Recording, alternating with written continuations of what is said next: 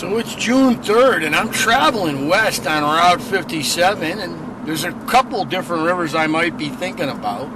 Farmington River, Connecticut, Farmington River, Massachusetts.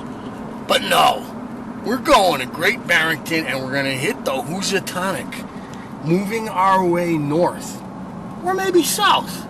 I don't know. Granville, Massachusetts is famous for its speed traps. Here's the heat right here. Always take your time going through Granville. A little further down 57, you'll come to West Granville, and West Granville has got this really cool center with a church and a meeting house and schoolhouse, and then the old general store here, which I remember when it was in business, but it's currently out of business. Maybe someday it'll be in business again. And you got these beautiful late 18th, early 19th century homes, mid-19th century homes. West Granville is a really cool spot to check out. And it's a testimonial to those sheep. A little further down from West Granville, you'll come to the village of, Holland, Massachusetts, with its meeting house and monuments. Holland is also on a hilltop. Go figure. Blame those merino sheep. All along 57, as you can see right here in Holland, are the memories of those merino sheep. Yep, the stone walls that New England is famous for. They're particularly visible on 57, which hasn't really had a tremendous amount of modern development. The homes we see generally date back to the mid-19th century. 57 also brings you right through the center of New Boston, which is a village of Sandusfield. Famous for that New Boston Inn, which you really ought to try if you haven't been there. It's got a little pub, and it's actually got some excellent cuisine on the menu. It's not the cheapest joint around, but, how often do you get to New Boston? Now, as you travel beyond New Boston on 57, you're going to have to your left the Buck River, which joins the Farmington just below me. By the way, the Farmington goes right through the middle of New Boston, Massachusetts. And it's kind of cool, this old community of New Boston. You can see the old schoolhouse that was functioning until not that long ago, right here. And now we're meeting the Buck River.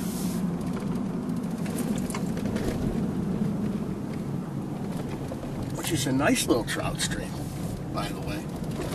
Well, we're passing the Gedney farm here. A lot of people get married there now, and approaching the village of New Marlborough, which is another one of those classic brochure communities not built on a river. It's not really built on the top of a hill, or at least not a hill that you would look at as such.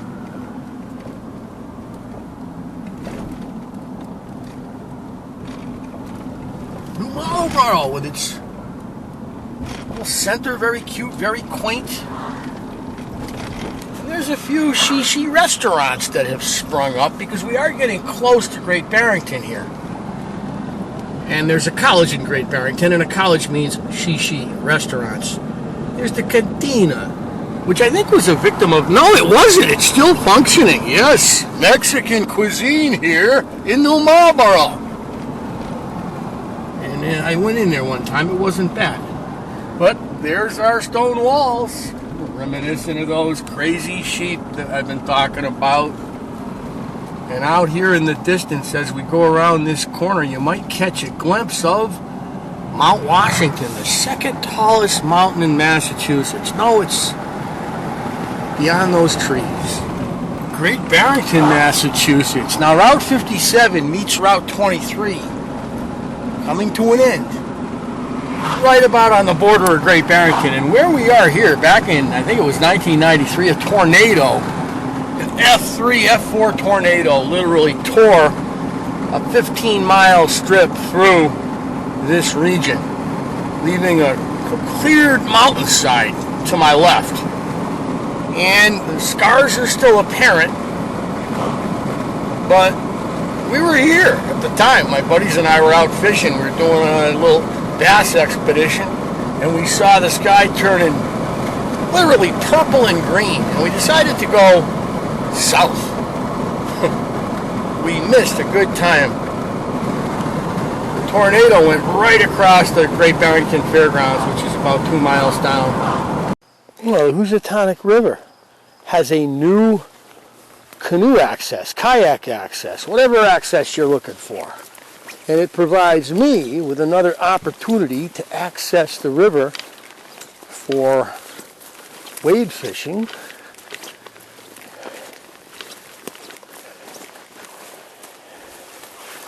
So, looking out at it, kind of, what do I think here? You can see that the river's got a beautiful channel flowing here. There's some big rocks. See a few bugs coming up. I don't see anybody on the surface right now. The bottom of the river has definitely got a lot of rock, pebbles, boulders. That's good. We'll take that.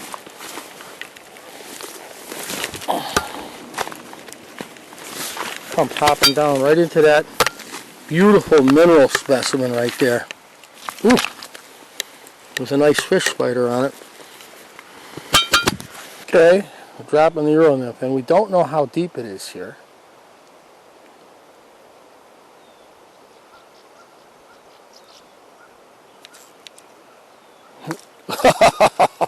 First cast, we certainly knew there would be these guys here. Mr. Smallmouth Bass. Oh, he's here. Oh, look at him go. Look at him fight. We knew he would be in the river. The Housatonnic has more smallmouth bass per yard. I can't even imagine how many there are. All right. We're going to have to fight our way through those to get at the trout today.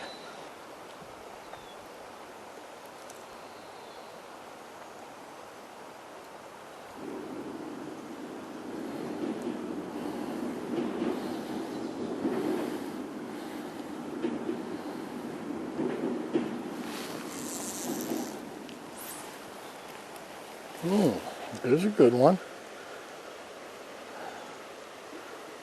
Coming right down with the bubbles. Whoa, somebody.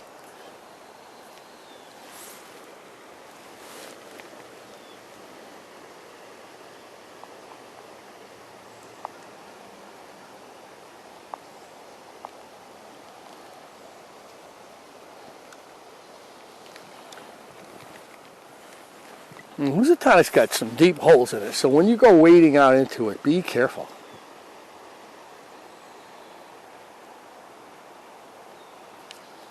There we go. That's one of them. Mr. Smallmouth. Oh, they are fighters. Oh, they are. I mean, he's 7 inches long. But, you know, we go up to Lake George, as you know, if you've seen the videos, every May. And we catch some really big smallmouth there. But I'm going to tell you, they're very big, lethargic smallmouth. We're pulling them up from deep water and real cold water, and they are lethargic. These smallmouth, these guys are game. Yes! And if you're learning how to Euronymph, this is a great river to do it because you got so many of these fish, and I've said that a million times. You've probably heard me if you watch my videos. You've heard me say a million times, learn how to Euronymph on a river that's got bass in it. Especially a river that's got lots of bass in it, because you're going to get lots of hits. And you're going to learn how to watch the indicator, or indicators like I'm using. I say I got that pink indicator, which I could really take off because I use the yellow one that you can see me using right now.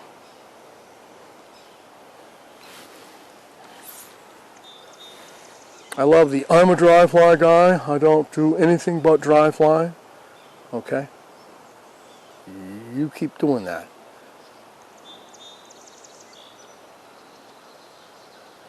It's fine by me. I like dry flies. They're fun. I like catching fish. That's fun, catching fish. How do you catch them? I don't know.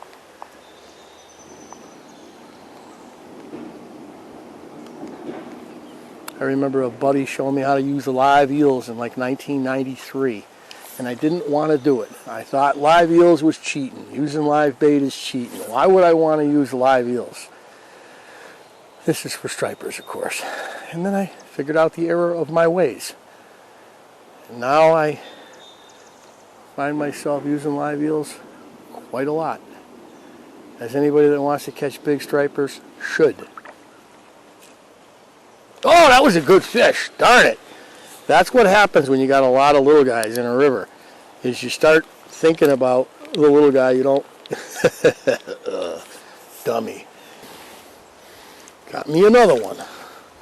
Just as soon as... Oh, a fall fish. Yes. Now this guy's scrapping. I love these guys. He hit it hard. He jumped. What a scrapper.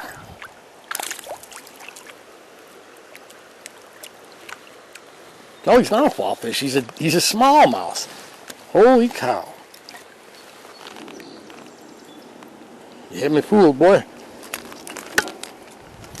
Maybe there was a fall fish on it, and then smallmouth picked off the... I'll have to go to the film. I mean, you can't mistake a smallmouth for a fall fish. So I think that was, in fact, a fall fish, and then the smallmouth picked off the fly, the second fly.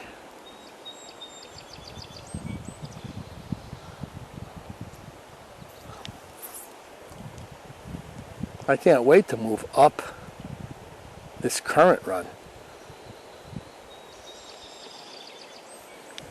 You have like multiple currents coming together. You can see you've got like some shallow water in the middle and current is coming through on 3 different sides. I really like how this looks.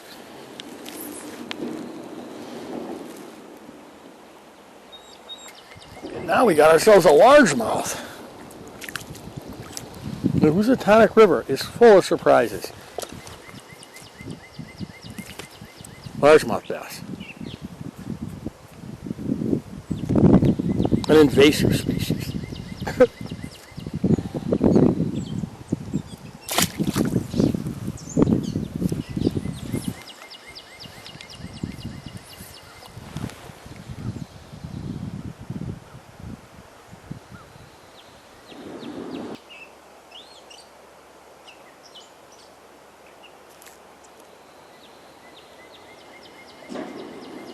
And there we go, as you can see.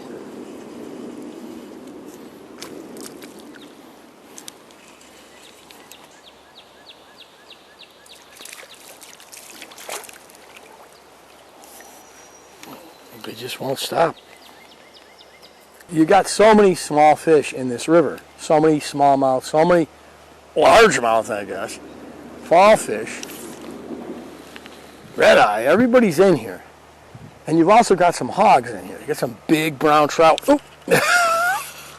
And so the thing about it is, you got to stay focused and you got to keep doing things right. If you start cutting corners, you're going to lose some big fish. The run is much shallower up here, as you would imagine. Although sometimes the Housatonic has these deep spill-ins. You can see there's a column or a channel of deep water out in front of me. And I got to slow down and work this. Oh, I just saw a fish come up to the top right there. Real hard to get to it from here, though. This is kind of a dry fly nightmare because you got converging currents. It's real hard to... Oh, there's an osprey up the river. Oh, missed one. Darn it.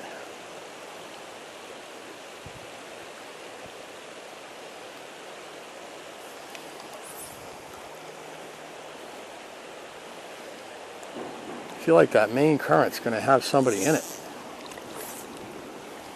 And I'm moving too quickly. We all do that, I think. We have our moments.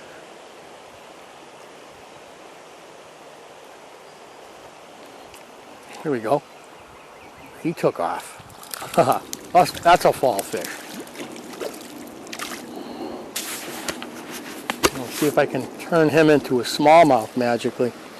A fall fish on the top fly. I love these things. They fight great. They jump. They're fun. Don't be an idiot and throw them up on shore. They're a native fish. Want to throw something up on shore? Throw the brown trout up. Those are European invasives.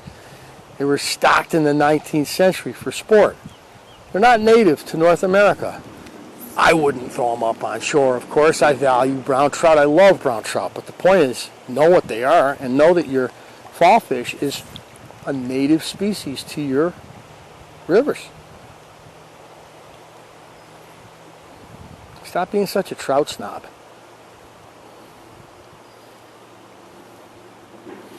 Trout guy is generally a fairly educated guy.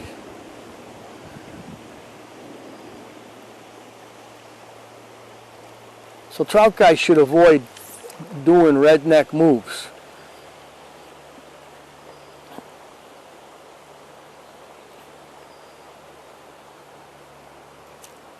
Well, one banged it there. You saw the indicator stop dead in its tracks.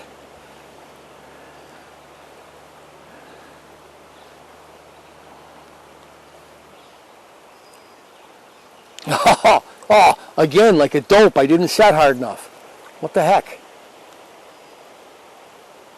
That could have been a trout. That's a trouty looking area.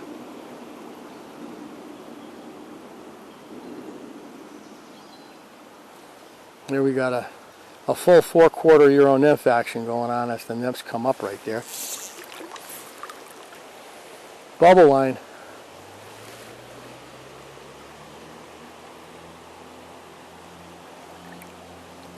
Definitely less bass in this area. As I came up a little bit into the faster water, the bass are down there. Another 15 yards. I guarantee you across from me in that slack water right there, there's going to be bass. We're looking for bass. That's where you catch them. And they're going to be out in the middle too, of course, but they like this soft water a lot more. Oh, that's a snag, but not anymore. Look at this beautiful river here. Of course, I'm stuck in the beautiful river, but that's all right. There it is, I'm off. Beautiful currents coming together here.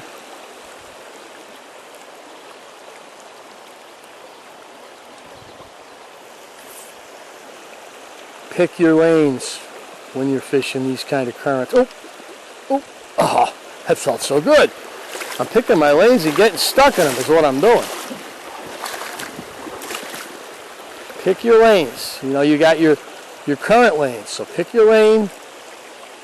You know what I'm going to do is I'm going to go to a check nymph. I'm throwing a little too much line here. So I'm coming up to right about the length of my pole, so 11 feet. And I'm just going to try to pick this apart the old-fashioned way. Bouncing those rocks. I think check nymphing, you got less chance of getting hung up. You got to maintain connection with those nymphs. But you have less chance of the nymphs being dragged over rocks like you can have when there's a little more line out. So the check nymph is just the length of your pole. It's the way you got to start Euronymphing, the way you have to learn how to do it. Before you start trying to throw casts, learn how to do this. Now, the other day in the Housatonnic, they were in these runs.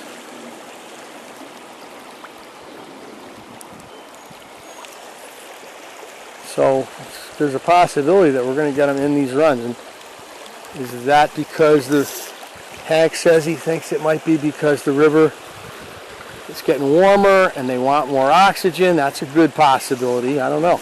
Could be because there was a hatch coming down. And they were in the runs because the runs were like McDonald's drive-thru.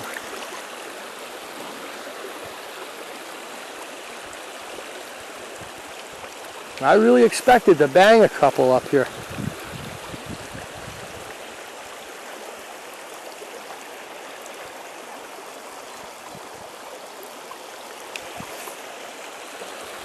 It's a really nice day.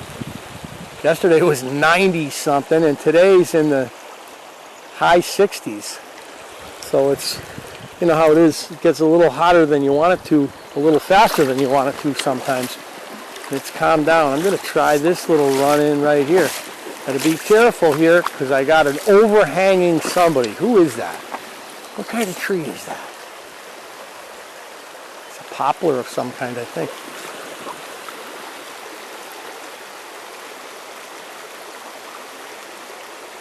I got 2 logs.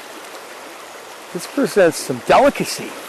So I got to come in, bring it away from the log. Yeah, now let it get down, get it down, get it down. Walk it along, walk it along, walk it along. Oh yeah, this is fun right here. Challenging.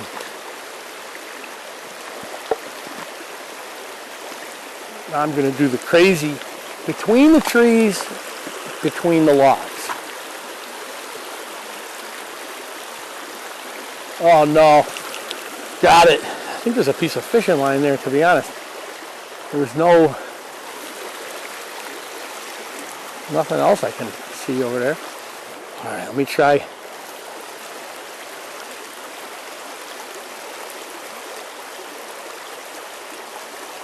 A little bit of a sling. I find that browns like to lay along a log. They're like pike and pickerel.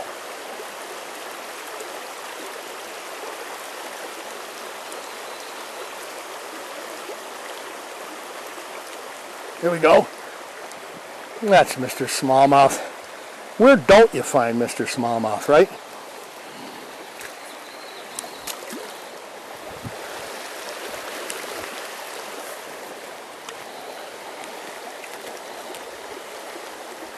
Rude. How rude.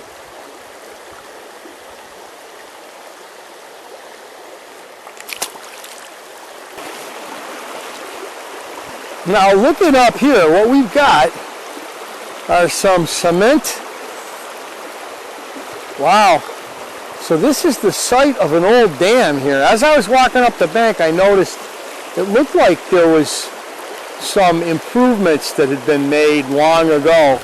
And that looks like the cement remains of an old dam. And that's where we're standing. It would be a probability that this would also be a spot where there would have been old fish weirs, now long gone.